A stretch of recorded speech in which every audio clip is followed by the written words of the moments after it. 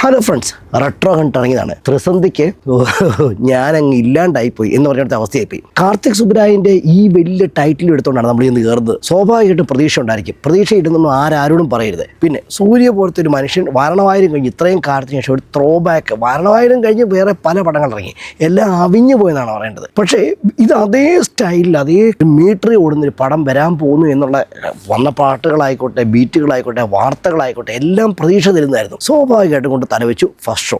എൻ്റെ പൊന്നട ഒന്നും പറയണ്ട. ഫസ്റ്റ് ഹാഫ് അങ്ങനെയാണ് പറയണ്ടേ. അതുവരെ കുഴപ്പമില്ല. ഇൻട്രോ കുഴപ്പമില്ല, സൂര്യനെ കാണിക്കുന്ന കുഴപ്പമില്ല, ആദ്യത്തെ 1-2 ജിംഗിൾസും മറ്റുള്ള കാര്യങ്ങൾ കയറി വരുന്നത് അതെല്ലാം ഓക്കെ. ആ ബാക്ക്ഗ്രൗണ്ട് മ്യൂസിക്കുകളും സാധനങ്ങളൊക്കെ നമുക്ക് വർക്കൗട്ട് ആവും. സന്തോഷ് നാരായണനാണ് മ്യൂസിക്. പ്രശ്നം എന്ന് പറഞ്ഞു കഴിഞ്ഞാൽ ഫസ്റ്റ് ഹാഫ് കഴിഞ്ഞ് ഇതിൻ്റെ ക്രിഞ്ച് ആരംഭിക്കുന്നു, അത്രേ ഞാൻ പറയത്തുള്ളൂ. പിന്നെ നമുക്ക് തോന്നും ഇതെന്തോന്ന് ഈ കാണിക്കുന്നേ, വാരണവായിരമാണോ? വാരണവായിരത്തിനകത്തെ അവൻ എന്നെ തേടി വന്ന് ആ പാട്ടില്ലേ, ആ പാട്ടിൻ്റെ വിരഹഗാനം, അതിൻ്റെ അതേ ടൈപ്പിലുള്ള അതേ മീറ്ററിലുള്ള അതേ സ്റ്റൈലിലുള്ളൊരു പാട്ട്. ഇത് അതേ ഡപ്പാങ്കൂത്തുമായിട്ട് പുള്ളി പറഞ്ഞാൽ ആരംഭിക്കുന്നു. അതേ സ്റ്റൈലിങ്ങും അത് തന്നെ, ഗെയിലിനകത്താണെന്ന് മാത്രം. പിന്നെ നമ്മൾക്ക് പതുക്കെ സംശയം തോന്നിറങ്ങുന്നു, ഇത് എൻ്റർ ദ ഡ്രാഗൺ അല്ലേ, ഇത് ഷാവരൻ ടെമ്പിൾ അല്ലേ? അങ്ങനെ ഒരു കിട്ട പടം ജിഗർത്തണ്ടയുടെ സ്റ്റൈലിലോട്ട് വരുന്നുണ്ട്. ഇത് ഓരോന്നും ഡെവലപ്പ് ചെയ്ത് വരും തോറും നമുക്ക് ഓരോരോ പടങ്ങളുടെ ട്രാക്ക് പല രീതിയിൽ അതൊരു മിക്സ് ചെയ്യുന്നതായിട്ട് മാത്രമാണ് തോന്നുന്നത്. ഷെയ്ഡൊന്നും അല്ല പറയണ്ട, പ്രോപ്പർ മിക്സ്. കാരണം എന്തുകൊണ്ടാണ് പറയുന്നത് വെച്ച് കഴിഞ്ഞാൽ, നമുക്ക് ഈ നിങ്ങൾ കിഴക്കൻ സൈഡിൽ കൊണ്ടുവന്ന് വെച്ചും ഹൈ റേഞ്ച് മേഖല എന്തയാർ ഇടുക്കി ഏരിയയിൽ കൊണ്ടുവന്ന് വെച്ചും എറണാകുളത്തെ പോലത്തെ ഒരു വലിയ ഷോപ്പിംഗ് മാൾ അവിടെ കൊണ്ട് തുറന്ന് വെച്ചാൽ എങ്ങനെ ഇരിക്കും? എന്തോ ഒരു അസ്വാഭാവികത തോന്നത്തില്ലേ? സാധാരണ കാളയും പോത്തിനെയൊക്കെ ഓടിച്ചു നടക്കുന്ന ആൾക്കാർക്കിടെ പെട്ടെന്ന് സഡൻലി ഒരു ഷോപ്പിംഗ് മോൾ കൊണ്ട് വെച്ച് എങ്ങനെയിരിക്കും? അതുപോലത്തെ ഒരു വല്ലാഴി ആ പടത്തിൻ്റെ സ്റ്റൈലിങ്ങിനകത്തുണ്ട്. അത്രയും ഉണ്ട് അതിൻ്റെ പ്രശ്നം. സെക്കൻഡ് ഹാഫ് ക്രിഞ്ച് ഫെസ്റ്റാണ്. ഇൻ്റർവെൽ വരെ നിങ്ങൾ പിടിച്ചിരിക്കും. അത് കഴിഞ്ഞ് പിന്നെ ക്രിഞ്ച് മേള ആരംഭിക്കുന്നു. നിങ്ങൾക്ക് ഏത് ക്രിഞ്ച് മേള വേണം, പറയുന്നത് ഇട്ട് തരുന്നു. അതാണ് അവസ്ഥ. കിൽബില്ലിൻ്റെ മുതലുള്ള സാധനങ്ങളുണ്ട്. കിൽബില്ലിനകത്തെ ഫോൺ സ്റ്റൈലിങ് മുതൽ ഇങ്ങോട്ട് നമ്മൾ കാണിക്കുന്ന ഓരോ പോർഷനകത്തും ഇത് എവിടേക്കോ നമ്മൾ കണ്ടിട്ടുണ്ട് എന്ന് പറഞ്ഞ സാധനം. അതായത് താനോസിൻ്റെ കൈ, ഉദാഹരണം താനോസിൻ്റെ കൈ, ജോജു ഒക്കെ താനോസാണ്. താനോസിൻ്റെ കൈ ആർട്ടിഫിഷ്യലായിട്ട് ഉണ്ടാക്കിയിട്ട് അത് കൊണ്ടുനടക്കുന്നൊരു മനുഷ്യൻ. അത് ഉണ്ടാക്കിയവന്മാർക്ക് മനസ്സിലാകത്താണോ, അതോ അതിലും നല്ല ഇച്ചിരി ബെറ്ററായിട്ട് അത് ഉണ്ടാക്കാൻ അറിയാൻ പറ്റത്തുണ്ടാകാൻ അറിയത്തില്ല. പക്ഷേ സ്റ്റിൽ നമുക്കതൊരു കോമിക് ഒരു ഇൻഫ്ലുവൻസ് ആയിട്ടാണ് തോന്നുന്നത്, ആ സ്റ്റൈലിങ്, ആ ഡീറ്റെയിലിങ്. പിന്നെ വേറൊരു കോമാളിയായിട്ട് ജയറാമുണ്ട്. കോമാളി, മലയാളി കോമാളി എന്നല്ലാതെ വേറൊരു വാചകം പറയാൻ ഇത്തരം കൂതറത്തരാണ് കാണിച്ചു വെച്ചിരിക്കുന്നത്. സങ്കടമുണ്ട് കാണുമ്പം. പക്ഷേ ആദ്യം മുതൽ അന്ത്യം വരെ പുള്ളിയുണ്ട്. എന്തിനാണെന്ന് അറിയാൻ മേലത്തെ അറിയപ്പില്ല, അത്രേ ഉള്ളൂ. അതാണ് പുള്ളിയുടെ അവസ്ഥ. എനിക്ക് സാധനം തിയേറ്റർ ഇതായിട്ട് തോന്നില്ല കേട്ടോ. ഇത് നിങ്ങൾ അവസാനം വരെ കേട്ടിരിക്കണമെന്ന് എനിക്ക് നിർബന്ധമൊന്നുമില്ല. പക്ഷേ എനിക്കിത് തിയേറ്ററിൽ കാണുന്ന ഒരു മൂവിയായിട്ട് തോന്നിയേയില്ല. ഇത് നിങ്ങൾക്ക് OTT കാണാം. OTT കാണാൻ നിങ്ങൾ ശ്രമിച്ചാൽ മാക്സിമം 40 മിനിറ്റ് കൊണ്ട് നിങ്ങൾക്ക് ഈ പടം ഓടിച്ച് തീർക്കാൻ പറ്റും. അത്രേ ഉള്ളൂ.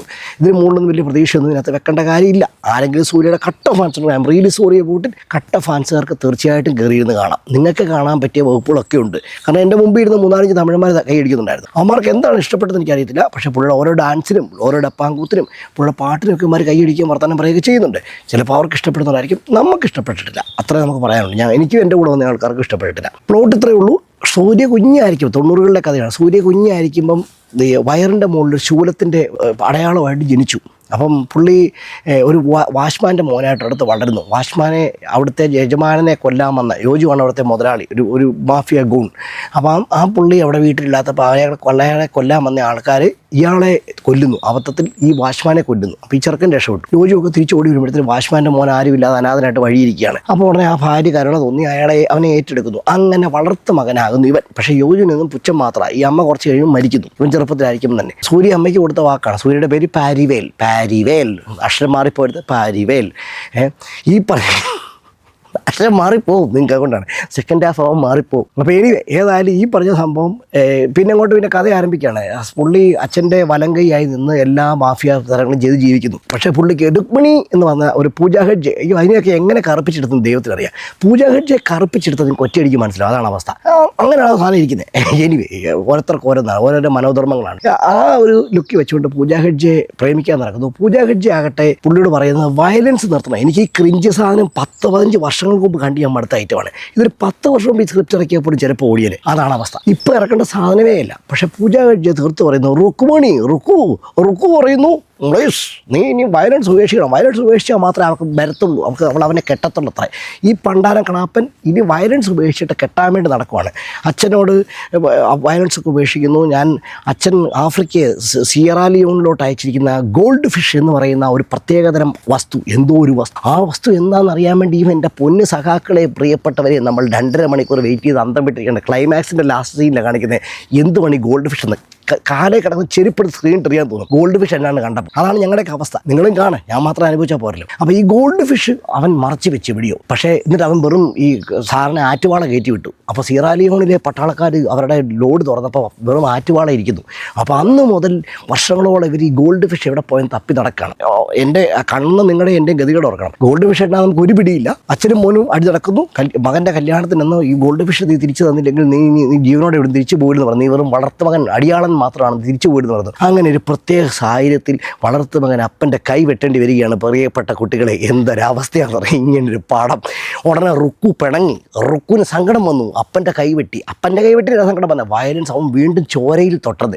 ചോരയെ കുളിച്ച് ആറി നടക്കുന്നവൻ്റെ ചോരയെ തൊട്ടുന്നവൻ. അപ്പോൾ റുക്കു പിണങ്ങി പോകുന്ന കണ്ടോട്ട് അളയൻ ജയിലിലും. പിന്നെ അടുത്ത 5 വർഷം എല്ലാ സെറ്റപ്പും ഉള്ള മനുഷ്യൻ റുക്കുവിനെ തേടി രോഗം മൊത്തം ഉപഗ്രഹം വിട്ട് കളിക്കുവാണ്. റുക്കു അവിടെ പോയി കണ്ടുപിടിക്കാൻ പറ്റത്തില്ല. റുക്കു ഏതായാലും 5 വർഷത്തിന് ശേഷം റുക്കുവിനെ അവൻ കണ്ടുപിടിക്കുന്നു. ശേഷം അവൻ പ്രഖ്യാപിക്കുന്നു, ഞാൻ ജയിലിൽ ചാടാം. അങ്ങനെ ഒരു പ്രത്യേക സാഹചര്യത്തിൽ, വേണമെന്ന് വെച്ചിട്ടല്ല, വേറെ പ്രത്യേക സാഹചര്യത്തിൽ അവൻ ജയിലിൽ ചാടുന്നു. അങ്ങനെ ജയിലിൽ ചാടിയ ശേഷം പുള്ളി ആൻഡമാൻ നിക്കോബാറിലെ ബ്ലാക്ക് ഹോണെന്നോ ബ്ലാക്ക് ഹെന്നെന്നോ ബ്ലാക്ക് ഡയമണ്ട് എന്തോ ഒരു പണ്ടാരടങ്ങിയ ബ്ലാക്ക് എന്ന് പറഞ്ഞൊരു ദ്വീപിലോട്ട് വരുവാണ്. അവിടെ റുക്കു വെറ്റിനറി ഡോക്ടറായിട്ട് ജീവിക്കുകയാണ്. എന്നതൊക്കെയാണ് അവൻ്റെ മൊയലിന് വയറ്റിളക്കമായിട്ട് അവൻ റുക്കുവിനെ കാണിക്കാൻ ചെല്ലുന്നത്. ഇതൊക്കെയാണ് ഇൻട്രോ സീൻ. അപ്പോൾ ഇതിനു മുമ്പ് ഇവൻ കാണാൻ ചെല്ലുമ്പോഴത്തേന് ഇവൻ മാറിയെന്ന് കാണിക്കൊണ്ടുള്ള റുക്കുവിനെ, അതിനാണ് ജയറാമിനെ പിടിച്ചുകൊണ്ട് പോകുന്നത്. ജയറാം ലാഫിംഗ് ഡോക്ടറാണ്, അതായത് ചിരി ഡോക്ടർ, ചിരി വരുത്തുന്ന കാര്യങ്ങൾ, ജോക്കുകൾ പറയുന്ന മനുഷ്യൻ, കോമാളി അറുകൊല കോമാളി. അങ്ങനെ ഒരു മനുഷ്യനെ തട്ടിക്കൊണ്ട് പോകുന്നു. അയാളുടെ പേര് ഡോക്ടർ ചാർലിൻ ലാലി എന്തോ സാധനം. അപ്പോൾ ആ പേര് ഇവൻ ഏറ്റെടുക്കുന്നു. ശേഷം ഇവൻ ആ പേരിൽ അവിടെ ചെന്ന് ഇറങ്ങുന്നു. ഇവൻ കമ്പൗണ്ടർ. അതിനിടയ്ക്ക് വേറൊരു ക്രിഞ്ച് പറയാൻ പാടില്ല. ഇവനെ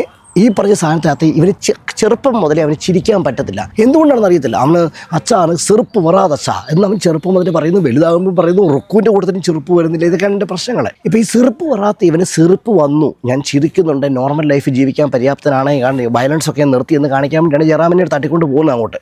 കടലൊക്കെ കിടന്ന് അവിടെ ചെല്ലുവാണ്. ശേഷം റുക്കുവിനെ കാണാൻ ചെല്ലുന്നു. റുക്കു അവസാനം വളരെ പാടുപെട്ട് വിശ്വസിക്കുന്നു ഇവൻ വയലൻസ് ഒക്കെ നിർത്തുന്നു വിശ്വസിക്കുന്നു. ഇവൻ അവിടെ ലാഫിംഗ് ഡോക്ടറായിട്ട് ജീവിക്കുകയാണ്.